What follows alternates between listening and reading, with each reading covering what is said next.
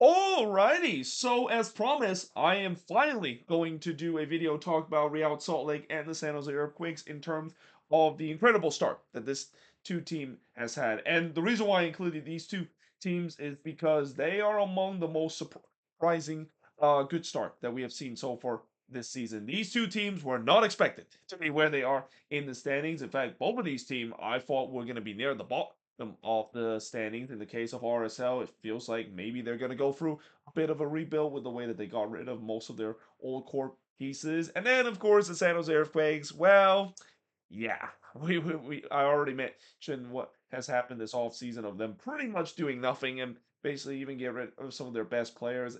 And they also decided to get rid of one of them in a very unforgiving manner.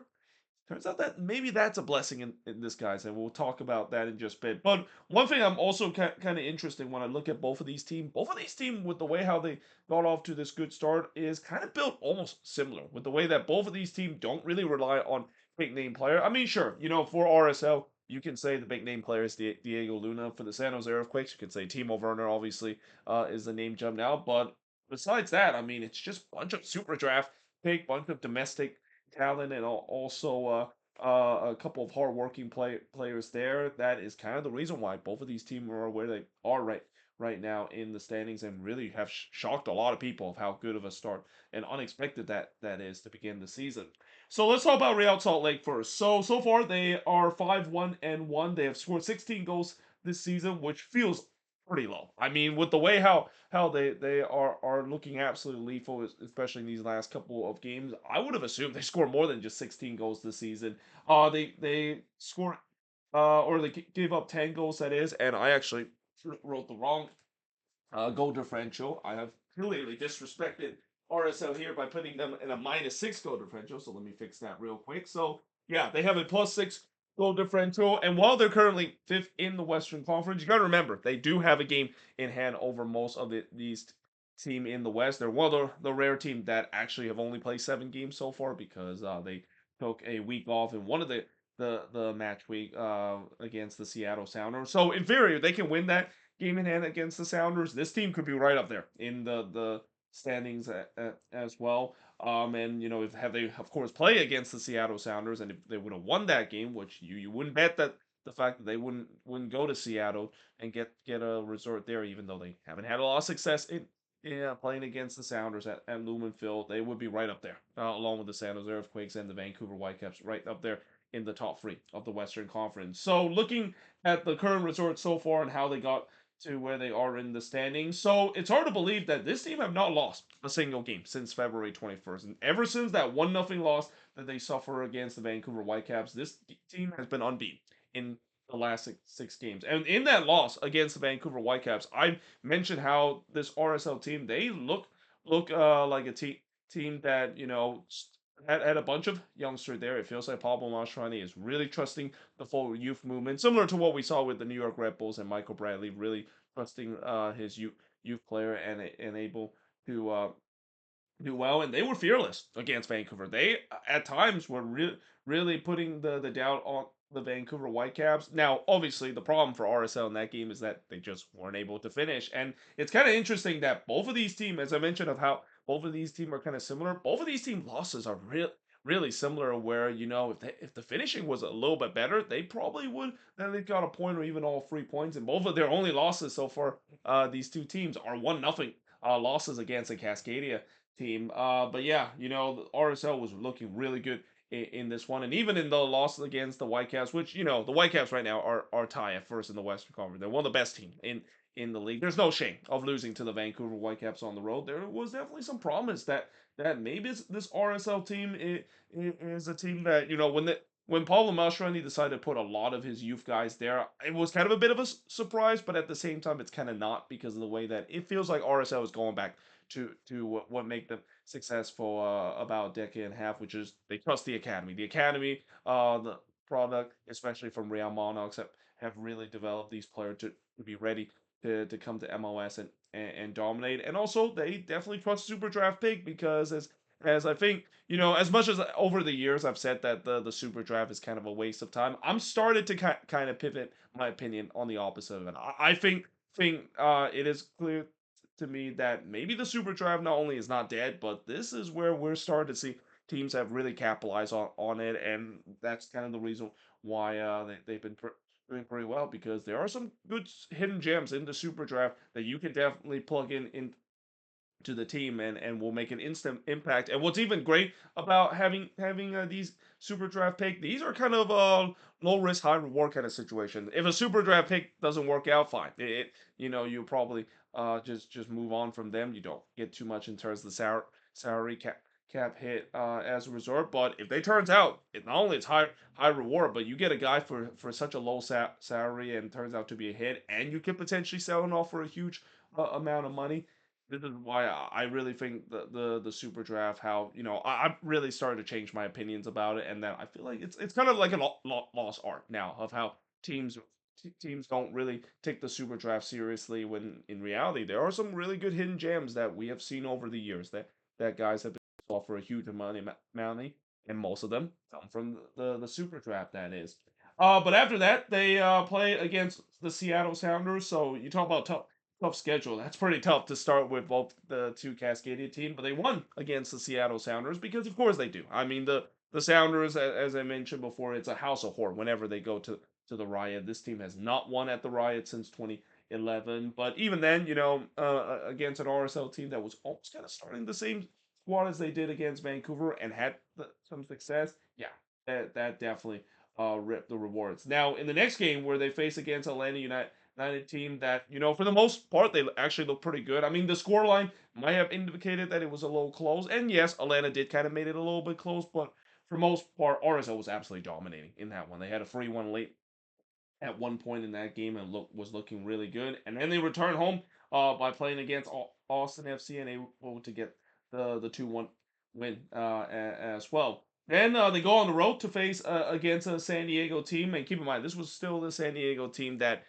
before this bad winless run that the San Diego team and them falling through a tough time. This was a really good San Diego team. This was always going to be a really good test for this RSL team, probably right up there in terms of their first two games to see how they will do well against a good opponent like San Diego. And while they did not get the win in this one of the thing I was very impressed with RSL in that game is the fact that they show a lot of fight. Like it was a game where they had a lot of adversity that faced around them, but they just would not stop quitting in that game. They just would not refuse to walk away in San Diego without a point, and you got to say that was probably one of the hardest fought point I've seen a road team has done throughout this season. And then they return home to play against a Sporting KC side that is, yeah, they are a very bad team. So unexpectedly, it's the 3-1 win against them.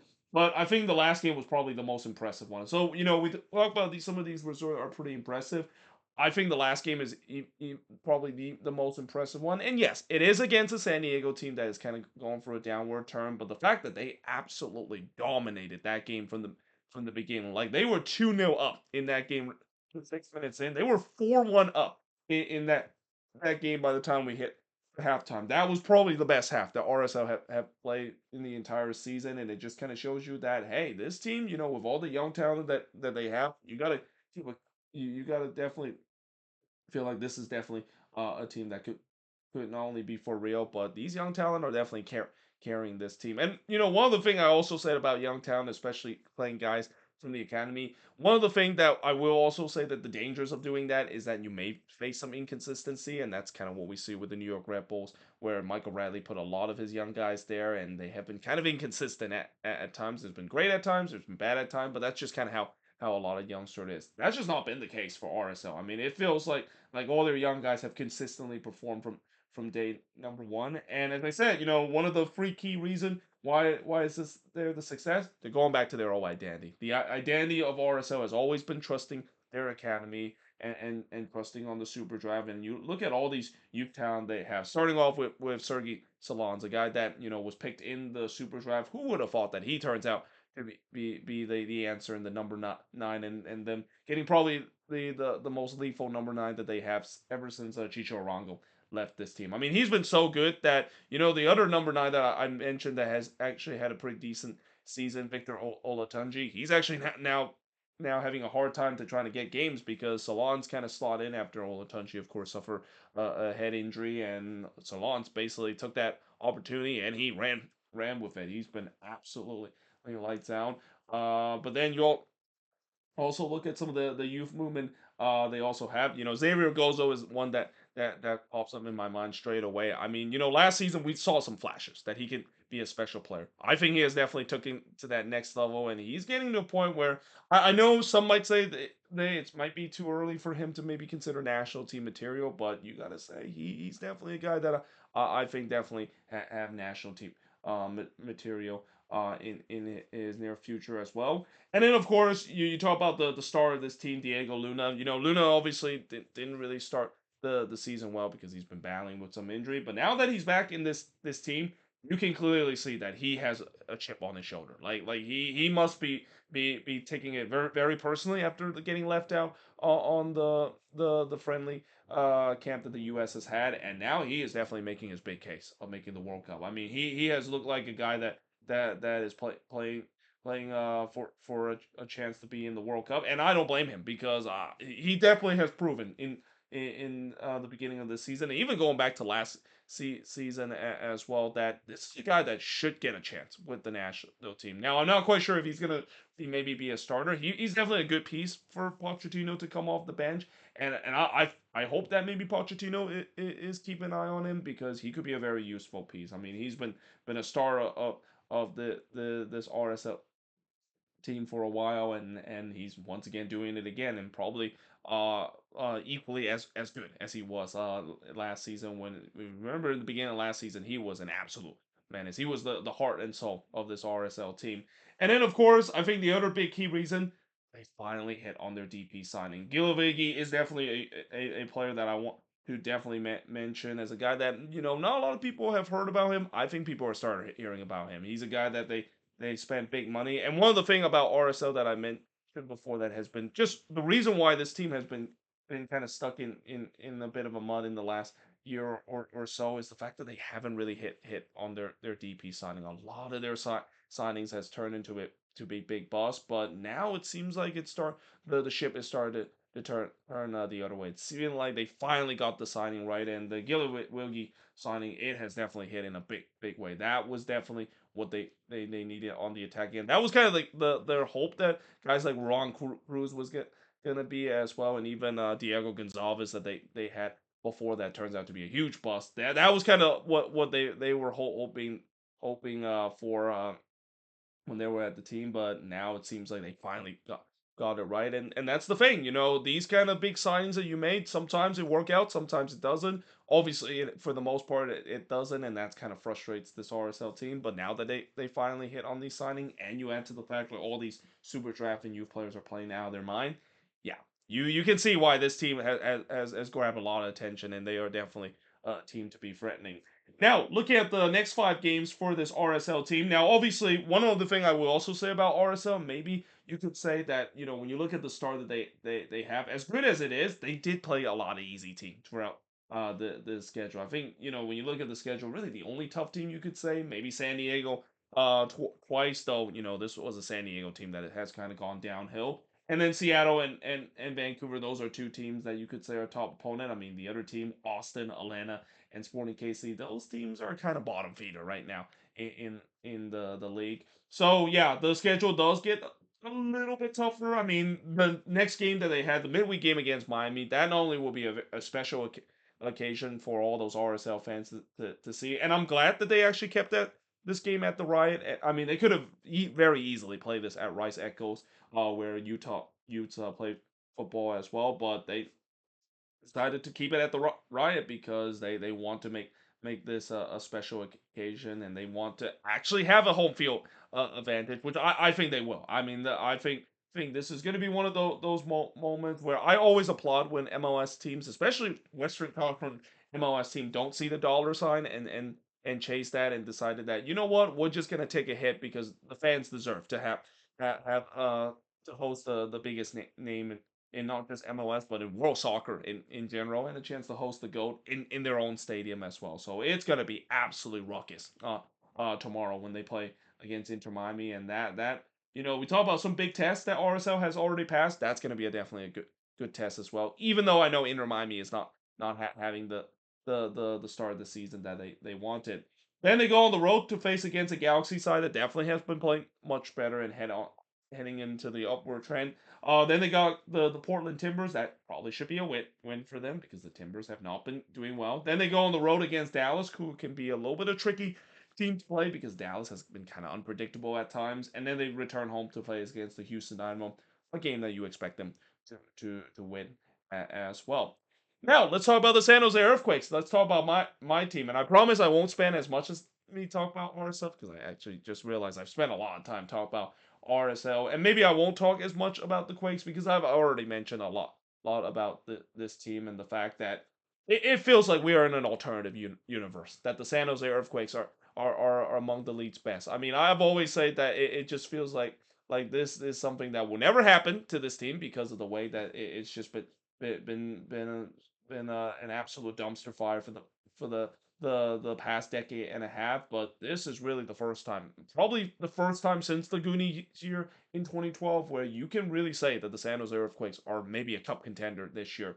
And what makes it even impressive is the fact that they have it actually even a more impressive record than RSL. 7-0-1 is their record. They actually score more goals than RSL has had, 17 goals, and look at that goal allow.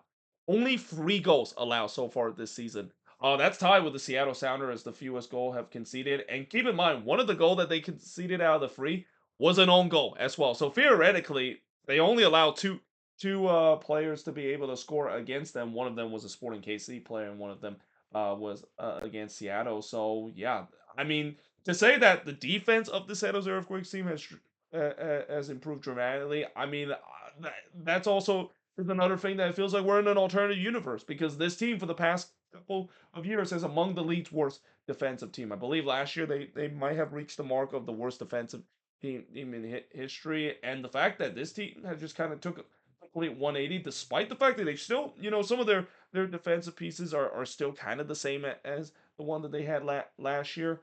I mean, this is just unbelievable. This is something I definitely did not expect it heading into this season, and the goal differential is also something I didn't expect. It plus 14 is their goal differential. You know you're doing something special when you're already in double digit plus goal differential, even though we're only 8 games into the season. And like I said, they're currently tied first in the Western Conference. They're tied with the Vancouver Whitecaps. I believe the Whitecaps does have the tiebreaker because of goal differential, but yeah, they are neck and neck right there. And I said it many times before. I don't expect this team to win the supporter shield. I would be shocked if this team win the supporter shield. I expect things will kind of calm down eventually, and this team will start it to come back down to earth. But like I said many times before, I'm just gonna enjoy this. I mean, this is something that not only nobody saw coming, but it's just something incredible. It's such an inspiring story, and as I'll talk about why that is the case, again, it's very similar to RSL. It's all about looking at super draft pick and finally looking at your academy, which for many years I always say the San Jose Earthquakes have one of the better academy. This academy is good when they did a documentary about this a couple of years ago. And for a long time, I also mentioned that the San Jose Earthquakes trying to do the Philadelphia Union method, which is kind of develop within. And while they kind of try to do so at times, they just haven't really quite have the success to do so. And big part of that is because the Quakes decided to let some of their better youth talent to go to another team in MLS, something that is kind of a regular occurrence with this team. But it feels like now, for once, not only they're not doing that, but now they're finally starting to do something that I thought is kind of the reason why they kind of are labeled as the Philadelphia Union of the West, which is they are really heavily tap into that academy product, and some of those academy players, you can now see the potential that they finally have and why they are considered to be guys that will really drive this team to now being literally tie as the best team in the West right now. Now looking at the current results, so they start the season with a 3-0 win against Sporting KC. Then they got the 2-0 win against Atlanta United, and in the first two games, yes, they got wins against both Sporting KC and Atlanta, but one, they were both at home, and two, they were among the worst team in the league. So at this point, I thought, yes, it was a great start to the season. I was expecting that might be the case. I mean, if you can't beat garbage team, then I just kind of had a feeling this is going to be a really long season as I expected. But they took care of business, but at then I was thinking, well, yeah, it's great that they take care of business, but now what happened when they do face against some tough team? Are they going to get fined out? Well, they have a task against the Philadelphia Union, and I know the Philadelphia Union is having a terrible season this year, but back then we were expecting them coming off a Supporter Shield uh, win, and also knowing that the Quakes is a team that never do as well when they're on the road, especially playing against an Eastern Conference team. So to my biggest surprise, they won that one, 1-0, and that's when I'm feeling maybe this team is real. And then they had the big showdown against the Seattle Sounders. Now, yes, they did lose this game, and maybe this some might say that, yeah, maybe now the Quakes are not really a real team. But when you actually look at this game, if you just look at the result, you're thinking, well, maybe the San Jose Earthquakes, maybe things are starting to kind of turn sideways. But when you look at that game and you actually watch the game, the Quakes were the better team against the Seattle Sounders. That was one of those games where they just couldn't finish. And just like what I said about RSL losing to Vancouver, it's very similar. They both lost 1-0 to their opposition, mainly because they couldn't their finishing. I mean, that was kind of one of those games. You know, all good teams is going to have these kind of games where no matter what you try in front of the net, it just doesn't work out. And not to mention that Sounders backline was absolutely lights out. Andrew Thomas was absolutely lights out in that game as well, and have kind of luck gone better in that game. We would have been sitting here talking about the San Jose Earthquakes to have yet to lose a game if things gone a little bit better for that team in terms of the finishing. So how they will respond? I mean, again, at this point there might be some doubters thinking, well, the things are going to start to turn south because now they're heading into probably one of the toughest part of their schedule. They only go on Vancouver and won that that one on the road. Now, granted, yes, it was a Vancouver team that was kind of coming off of CONCACAF Champions Cup play, and it's not the strongest Vancouver team. But to go on the road like that against a Whitecaps team, that to this day, that is actually the only time that the Vancouver Whitecaps have lost. So you could even argue the Whitecaps would be unbeaten if they would have taken care of business at home against the Quakes. I mean, that was definitely an unexpected response, and that is definitely something that once again made me believe that maybe this team is definitely real. Maybe this is exactly the a team that is going to send a big message to the rest of the league that they are a contender, and this is not fluke. And I think that'll all answer on April 4th. 3-0 win against San Diego. Now, granted, yes, San Diego were down to 10 men for majority of the game, and this was kind of part of the time when San Diego is doing poorly. But the fact that they absolutely took the game to San Diego and in some way very similar to what we see with RSL did to San Diego, having most of the possession, not afraid to just kind of press high up the pitch and really go at San Diego, something you don't usually see teams do because that's kind of the MO that San Diego usually do. That just kind of sends the message that yeah, they are definitely a team that look real. Now the next game against Sporting KC, they did get the win here, but even then I mentioned the fact that after that big win that they had against San Diego, is this going to be a trap game for them? Is this going to be one of those typical one where the Quakes already looking forward to the next big showdown and really kind of the ultimate test that they had against LAFC? And while they were down 1-0 at that game, they show some fight and shows that now it's been proven that when they do face adversity, they can overcome come in. Past Quakes team would not be able to overcome that kind of adversity, especially on the road, even against a bad team. But the fact that they were able to overcome it just kind of showed you again, this team is different from previous Quakes team that they had. And then we saw what happened just a couple of days ago in Sunday Night Soccer. And if you thought the 4-2 win that RSL had against San Diego was impressive and maybe send the message to the rest of the league that they are for real, this game absolutely sends it. This was a game where the San Jose Earthquakes coming on the road, facing against an LAFC team that I know some might say that yes, they are a little bit tired because of the dogfight that they had against Cruz Azul, but this was the best starting 11 that LAFC can field. This is basically an absolute show down to the magnitude on national television. Nevertheless, well, I mean, it's not really on national television, but Sunday Night Soccer, it's the marquee matchup. It's the one that pretty much everybody watch because it's the only game that happened on Sunday. The fact that they go out there at BMO Stadium, a play that I always said is one of the toughest places to get points. Like you would be lucky to get maybe a goal or two at BMO Stadium or get a point, let alone all 3 points. So the fact that they went in there and just absolutely dog water LAFC in minute one and pretty much just dominate the entire game like that, yeah, I mean, I said it before. This team is a certified wagon. A team that is not a wagon wouldn't do what the San Jose Earthquakes did in that one. And now that kind of perfectly transition to what I talk about. Why is the reason why somehow they have been getting these victory. And as I said before, every single game that they played this season, they have been the better team. Every single game, even the loss against Seattle, they were by far the better team in that game as well. Well, one of the reason why they have been better, even though they do have lack of that talent, is maybe the San Jose Earthquakes have kind of proved that maybe you don't really need talent to really carry the way. I mean, I know there is that old philosophy that you definitely need the talent to compete in this league, and in some way it is kind of the case. You definitely need some high talent to really become the best of the league, but sometimes that doesn't always have to be the case. You can sometimes just have guys that are just kind of ragtag kind of guys on these team and kind of hardworking kind of player, which all these Quakes player are. Like all these Quakes player, I know this season are among the hardest working player I've seen a San Jose Earthquakes team has had. And I think sometimes when you do get rid of some of these star player, it might be a blessing in disguise because one of the big thing that I've seen the Quakes have done this season, and maybe this is the reason why their defense is so good compared to last season, they've been more defending on the front.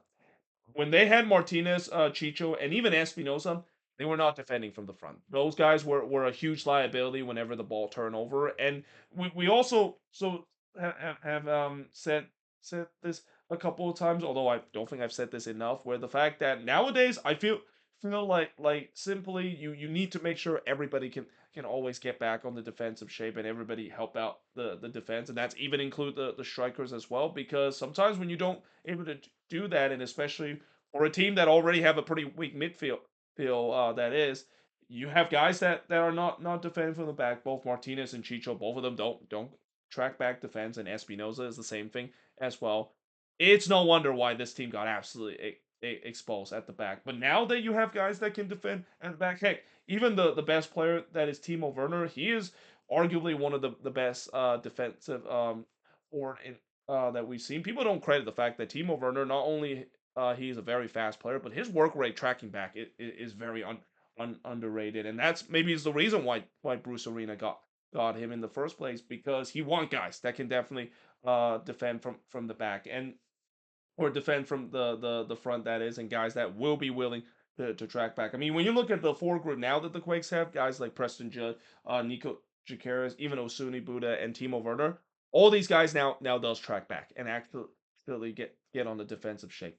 That is something you just don't see with Martinez, Chicho, or Espinoza, and it's no wonder why that this team is definitely defending much better, because when you have everybody are trying to defend as a unit, you're definitely going to be a much better team than just have maybe your defense and midfield try to do so. And for a team that doesn't have a good midfield and defense for the past couple of years, it's no wonder why they got absolutely slaughtered over and over again last season on the defensive end. And then of course, like RSL, this team has tons of young talent and super draft pick that kind of led by their main man in Nico Jaqueras. And for Nico Jaqueras, I've already mentioned many times, I'm gonna enjoy watching him while he lasts. He's not gonna be with this Quakes team for relatively long. There's going to be a lot of offer, and I'm hoping the Quakes can keep him as long as possible, maybe even beyond the summer transfer window. That is, because he is special. Like what he has done, and the way that he just kind of runs at you. He's kind of a guy that you don't usually see this happen often with number 10, where they just decided to maybe just run at the defense and trying to be on the front foot. Sometimes when you see creative player, they maybe hesitate a little bit and see how the game is. Not Nico Jaqueras. He's gonna run at you every single time, and that's why it's also a big issue facing against him. Like whenever he has the ball, you're basically gonna have to trying to get it off of him, because he's gonna come at you immediately, and that's the that's the thing that has trouble a lot of teams when they try to defend him. They simply can't be able to defend it a lot, because he's just such a very positive and front foot minded kind of player, and not to mention his final delivery, and also the way that his playmaking ability. He's probably be even better in my opinion than what Christian Espinoza is, and that's saying a lot, because Espinoza was huge for this team. But what Jaqueras has done especially from his midfield field spot, it just kind of feels like that is completely different than what we saw with Espinoza, where sometimes Espinoza is a little too one dimensional of just cutting into the wing and then swinging it back into the box. And then, also, I mentioned about Jacaris. Let's also give credit to other super draft player like Usuni Buddha, who I think he has really leveled up this season. I think last season there was that frustration that he's just not it. This season he has definitely taking a step up in many ways. And then, of course, look at the back line as well. Also being kind of a back line made by Superdraft. Daniel Mooney and Ree Roberts. Two guys that were not great whatsoever last season. There was multiple times that I mentioned when they were at the back, I was kind of pulling my hair out. Even there was one game, I think it was the game against Austin, where I went to Q2 Stadium and I saw Ree Roberts make those two mistakes. It not only drive me crazy, but I'm just thinking there is no way this guy is going to be cut out to be an MLS talent. Who would have thought that just 6 months after I said that, he's now becoming one of the best defensive player along with Daniel Mooney, and that backline partnership is among the best in the league. You could even argue that Daniel Mooney might even be in contention for Defender of the Year this year because the number doesn't lie. His numbers that he has on the defensive end is among the best in the league, and this is a guy that was supposed to be considered to be one of the worst defender last season as well. And add all to that, and you wonder how in the world did this happen? It's because Bruce Arena has that second year sorcery. We're seeing the New England Revolution 2.0 all over again with the San Jose Earthquake excite. Bruce Arena did this exact same thing where, remember that when he came to New England in the first year, they got that team barely into the playoffs, made an Eastern Conference final run. But then the very next year, he took it not only up a notch, but to a level where that team ended up making the history of becoming the team that has the most point ever in an MLS history before Inter Miami surpassed that. Whatever Bruce Arena's second year sorcery, whatever magician that he is when it comes to fielding his team, there's a reason why he's the godfather of American soccer. He knows this league from inside out. That that even with him being in this league for over 3 decades now, he is still considered to be one of the best head coach in this league. Now, I'm just also kind of hoping eventually he doesn't say anything bad, or even the some of the things that he said that kind of led to him having trouble in New England doesn't leak out because that would really suck because now that could put Bruce Arena job in jeopardy, even though now he's with the Quakes. But yeah, whatever second year sorcery that Bruce Arena is doing with this team, whatever tactical genius that he's doing this team, it's kind of the reason why this team is now 7-0-1 to start the season. Now, look at the next 5 games. Obviously, things will get a little bit easier after they have had some tough games. I mentioned before during the stretch, this was probably the toughest part of the early part of the season. But it does get much easier for this team. In fact, their next 3 opponents are winnable opponent. They face against Austin FC, which by the way, I'm gonna go to that game tomorrow as well at PayPal Park. Not only I'm excited to finally see this team play in person. And yes, technically I did see this team play in the U.S. Open Cup, but they didn't put their strongest team. This is the first time I actually see this strongest team play against Austin. That is, I'm kind of very excited to see how they will do. But at the same time, as I will mention as well in my review, I am a little bit worried about the fact that after the big win that they had against LAFC, again, I feel like this is just like what I said about the Sporting KC road game. It's a classic trap game. The Quakes they need to keep being at their best and not have a huge letdown after equally probably one of the biggest victory that I've seen this team has had in over a decade and a half.